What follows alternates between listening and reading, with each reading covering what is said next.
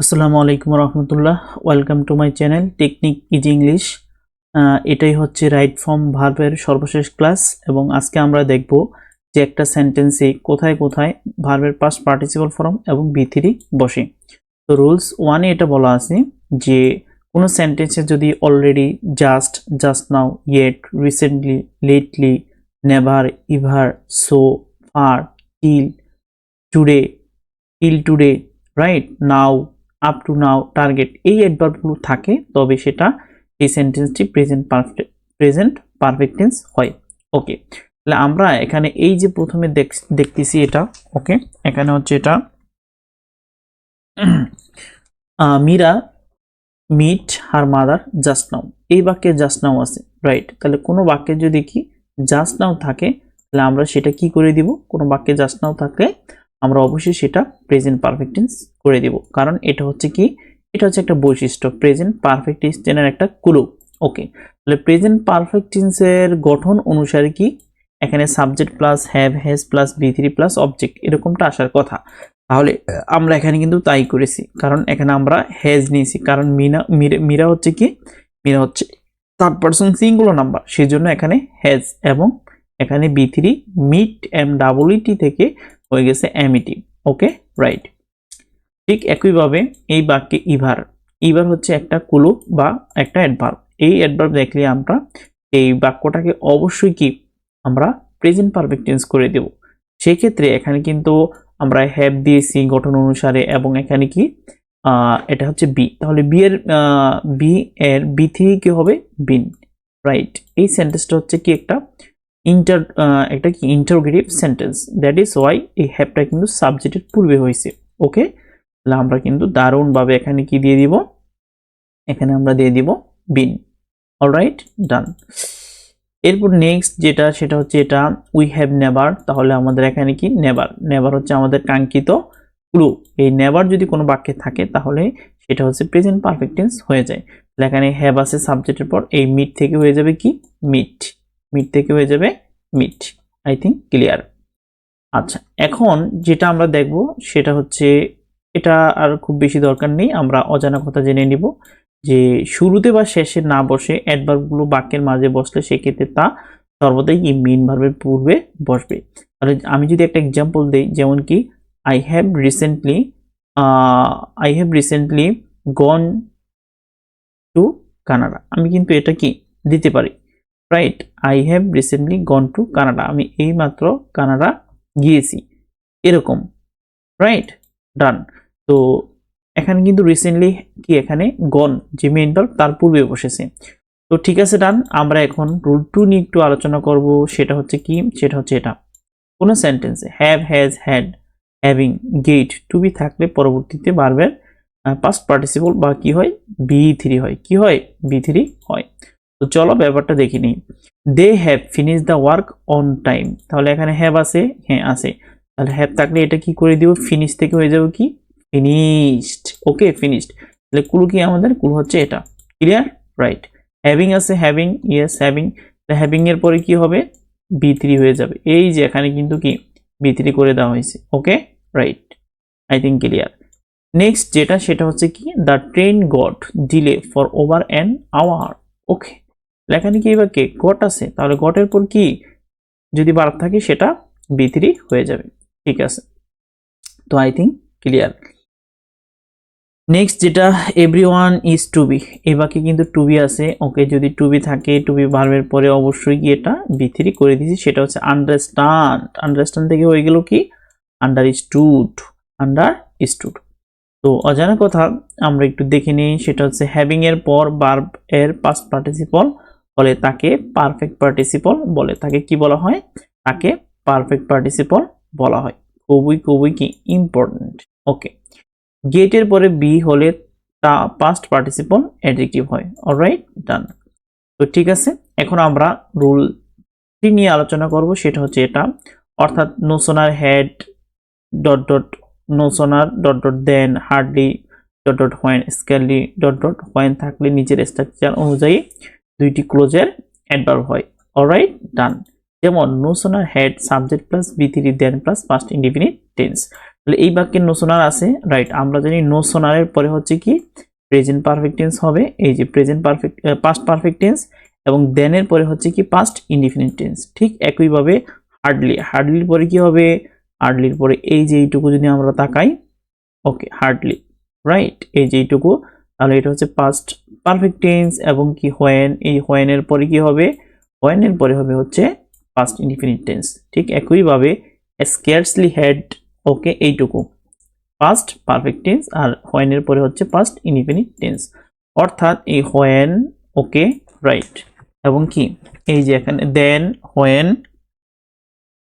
ওকে, আর এই যে হোয়েন, এই তিনটার পরে কি এখানে past indefinite, past indefinite, past indefinite. Okay, আমরা কিন্তু কি এই কনজাংশনগুলো দেখে নিব যে যেটাই হোক এই কনজাংশনগুলোর পরে কি হবে, পাস্ট ইনডিফিনিট টেন্স হবে।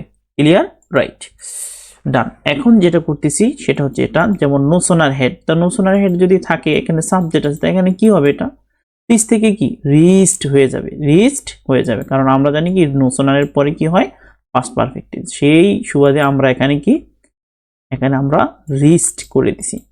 অলরাইট, তাহলে নো সোনার হেড আছে, ইয়েস আছে, এরপর কি দেন, ওকে, নো সোনার হেড আর হচ্ছে কি দেন আছে, তাহলে এই নো সোনার হেড আর দেনের মাঝখানে যেটা বসবে সেটা হচ্ছে কি, এটা হচ্ছে পাস্ট পারফেক্ট টেন্স, এই যেটা।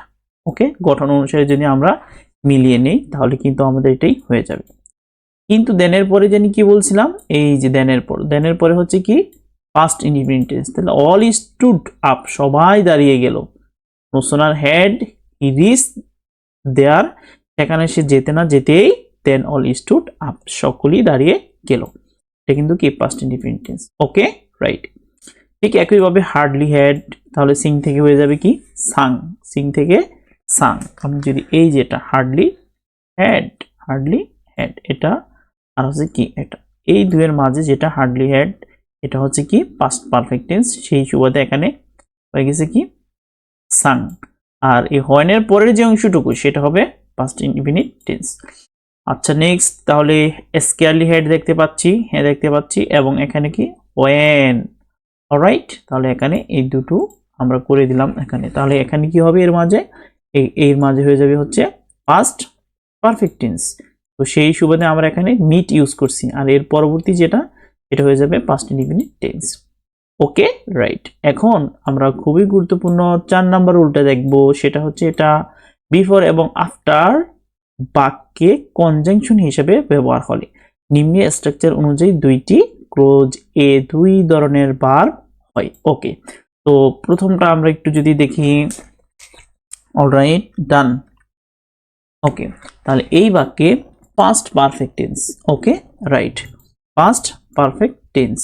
বিফোরের পূর্বে কি হবে, ওকে বিফোরের পূর্বে হচ্ছে পাস্ট পারফেক্ট টেন্স, আর আফটারের পরে কি হবে, আফটারের পরে হবে পাস্ট পারফেক্ট টেন্স। ওকে, এটা কিন্তু আমাদের বুঝে নিতে হবে। বিফোর অর্থ পূর্বে, বিফোরের পূর্বে পাস্ট পারফেক্ট টেন্স, আফটার অর্থ পরে, আফটারের পরে পাস্ট পারফেক্ট টেন্স। আচ্ছা, আর বাকি অংশটা কি হবে, যেমন এই অংশটা বাদে বাকি অংশটা হয়ে যাবে এখানে পাস্ট ইনডিফিনিট টেন্স, ঠিক এই অংশটা বাদে বাকি অংশটা হয়ে যাবে past indefinite tense. Okay, right. তো বিষয়টা এক্সাম্পলের মাধ্যমে ক্লিয়ার করে নেব, right, because example is the best way to learn anything. Okay, তো এখানে হি, ওকে হি, দ্য বুক এবং বিফোর আছে। ওকে, তাহলে বিফোরের পূর্বে কোন টেন্স হবে, পাস্ট পারফেক্ট টেন্স। তাহলে এখানে রাইট, তাহলে হয়ে যাবে কি had written, he had written the book. Okay, তাহলে ক্লু হচ্ছে আমাদের বিফোর, বিফোরের পূর্বে পাস্ট পারফেক্ট টেন্স। তাহলে আমি এটা এভাবে বলতে পারি যে পুরো বাক্যটাকে he had written the book before he retired. Okay, তাহলে সে কি, সে রিটায়ার্ড করার পূর্বে বই লিখেছিল।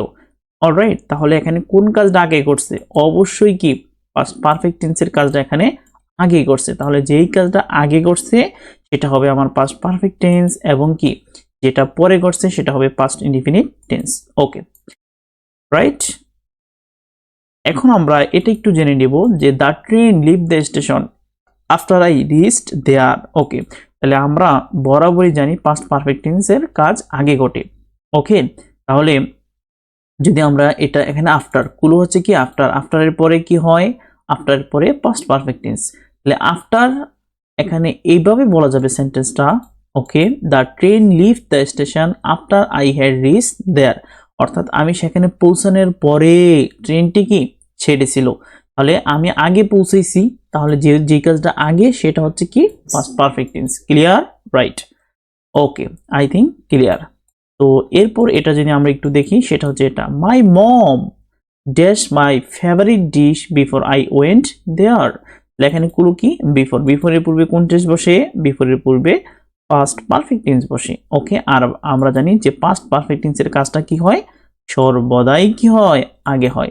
মাই মম হ্যাড কুকড, আমার মা had cooked my favourite dish before I went home, অর্থাৎ আমি বাড়ি যাওয়ার পূর্বেই কি আমার মা আমার জন্য ফেভারিট খাবার তৈরি করেছিল। তাহলে কোন কাজটা আগে খাবার তৈরি করেছিল, পরে কিন্তু কি বাড়ি গিয়েছিল, সেই জন্য বিফোরের পূর্বে কি পাস্ট পারফেক্ট টেন্স, এটা আগে ঘটে। কেমন? রাইট, ওকে, আমরা এখন দারুণভাবে জানবো রুল 5 নিয়ে কথাবার্তা বলবো। রাইট, এখানে দেওয়া আছে বাই প্লাস টাইম, তার মানে কি by this month, by this week, by this year. Okay, এই যে এরকম এখানে বাই আছে, রাইট, এখানে আবার কি, এখানে এই যে দিস মান্থ। ওকে, অর্থাৎ বাইয়ের পর কি একটা টাইম থাকবে, অথবা এরকম থাকতে পারে নেক্সট প্লাস কি টাইম।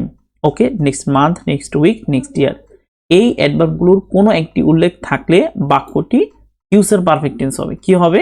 বাক্যটি ফিউচার পারফেক্ট টেন্স হবে। তো চলো বিষয়টা আমরা দেখে নিই। I finish the work by this week. Okay, তাহলে কি এখানে দিস প্লাস কি টাইম আছে? ইয়েস, যদি থাকে এটা আমাদের কি কুলু না? ইয়েস, এটা কিন্তু আমাদের কুলু। তাহলে এই কুলু ধরে হচ্ছে আমরা এখানে কি বসাবো, এটাকে আমরা ফিউচার পারফেক্ট টেন্স করে দিব। তাহলে ফিউচার পারফেক্ট টেন্সের গঠন কি, সাবজেক্ট প্লাস উইল হ্যাভ অথবা কি শ্যাল হ্যাভ প্লাস বি3। তাহলে এখানে ফিনিশ আছে শুধু, তাহলে আমরা করে দিব will have finished. Okay, right, okay, next যেটা সেটা হচ্ছে এটা, আমরা এই বাক্যে দিস প্রজেক্ট বাই, এই যে বাই আছে এখানে, এই বাক্যে কিন্তু বাই আছে, রাইট, বাইয়ের পর কি থাকতে হবে, সময়। তাহলে বাইয়ের পর যদি সময় থাকে, ওকে, তাহলে আমরা সেটাকে ফিউচার পারফেক্ট টেন্স করে দিব। তাহলে this project will have been completed, will have been completed, এখানে এটা কিন্তু পেসিভ সেন্সে আছে, রাইট, পেসিভ সেন্সে আছে। প্রেজেন্ট ফিউচার পারফেক্ট টেন্স তো তা ঠিক আছে, কিন্তু এটা পেসিভ সেন্সে আছে। Okay, next, they express their opinions next year. তাহলে কি এই যে নেক্সট, ওকে, নেক্সট, আর হচ্ছে কি ইয়ার, নেক্সট ইয়ার। তাহলে এই যে নেক্সট ইয়ার, ওকে, এই নেক্সট ইয়ারের নেক্সট ইয়ার, রাইট। তো আমরা এখানে কি করে দিব, will have expressed, will have expressed. Okay, right, তাহলে আমরা এখানে জাস্ট ফিউচার পারফেক্ট টেন্স করে দিব will have expressed. I think clear, খুবই কি মজা। আচ্ছা, তো এটাই ছিল আমাদের কি, এটাই ছিল আমাদের হচ্ছে একটা সেন্টেন্সে কোথায় কোথায় বি3 এবং কিভাবে বসতে পারে সেটা নিয়ে কি দারুণ একটা আলোচনা। তো আই থিঙ্ক লেকচারটা খুবই হেল্পফুল হবে, আর আমাদের ভিডিওতে অবশ্যই লাইক কমেন্ট শেয়ার করবে, অনুপ্রাণিত করবে। আমরা নিয়মিত ভিডিও দেওয়ার চেষ্টা করব ইনশাল্লাহ। অলরাইট, যদি আমরা লেগে থাকি সৎভাবে, ইনশাল্লাহ স্বপ্ন জয় অবশ্যই হবে। আর সবার জন্য অবশ্যই শুভকামনা, রাইট। আর এই যে লেকচারটা যে বই থেকে নেওয়া হচ্ছে সেটা হচ্ছে এই বই। ওকে,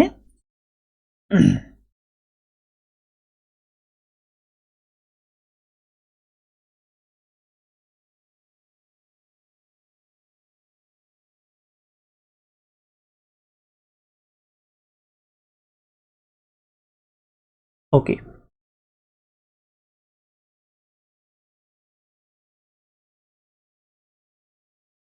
এটা হচ্ছে এই লেকচার যে বই থেকে নেওয়া হচ্ছে সেটা হচ্ছে এই বই, ইংরেজি শেখার এক অনন্য বই, থাকলে সাথে নিট বই, ইংরেজি শেখার যাত্রা ভিন্ন পাবে মাত্রা।